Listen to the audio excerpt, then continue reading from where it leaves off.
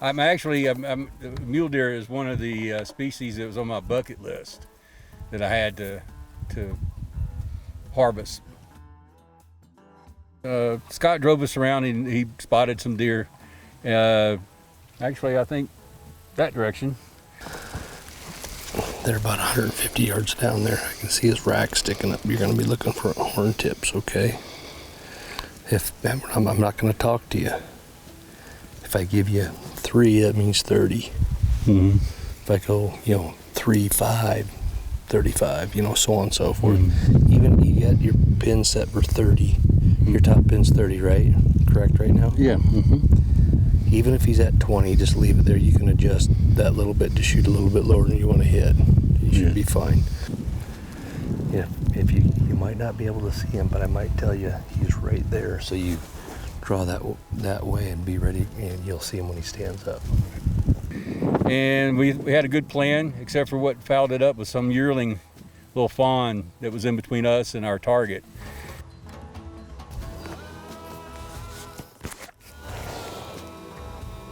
What are the odds there's a fawn laying up here? And so we backed out, and they ran off, and we saw another one that was went ahead and bedded down. You gotta go in there and lay down. Just hold still. With 15 other deer. Oh, yeah. This one's by himself. Right. We got a chance to kill this one. We don't have a chance to kill that one. Right. You know what I mean? It's a difference. You know what I mean? We can go beat our heads against the wall, or we can go look at him. We don't have to shoot him. Right. Well, no, taking a look's always good. He's a 4x4. He's a nice, clean deer, pretty deer. Mature, but he's not a giant, but he's a nice deer. Let's go look at him. Okay. That spot and stalk hunting is, let's just say, it's an enjoyment because it is more complex, more difficult. A lot of things, a lot of moving parts.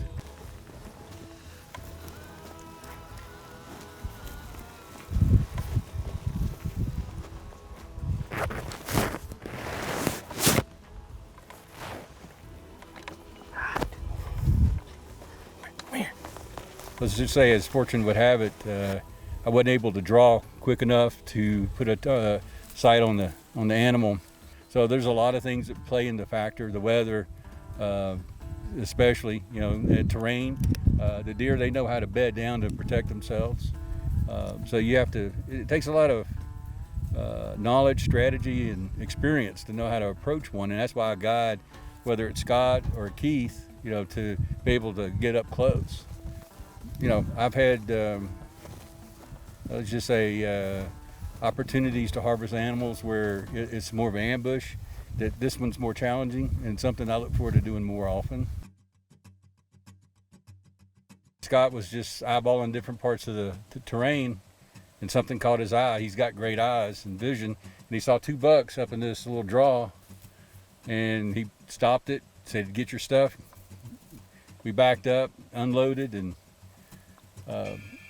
he grabbed my arrows, and I had my bow. You were behind me, and we came down this part of the draw and stopped about 40 yards from where they intersect.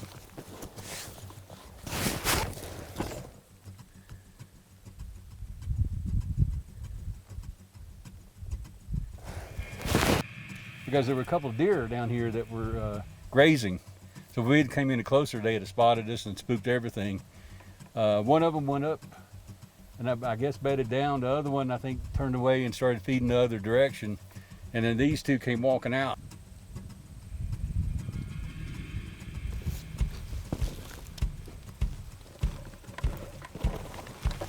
And one was more superior than the other.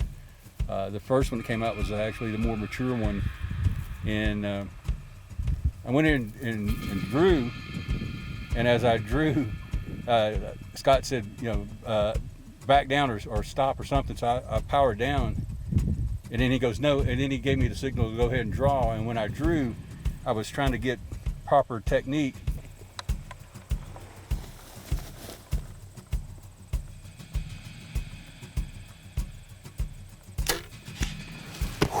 And we'd been sitting there so long, I felt like a hamstring pull on me, and I went in and put on the front deer, pulled the trigger, and it dropped where it stood.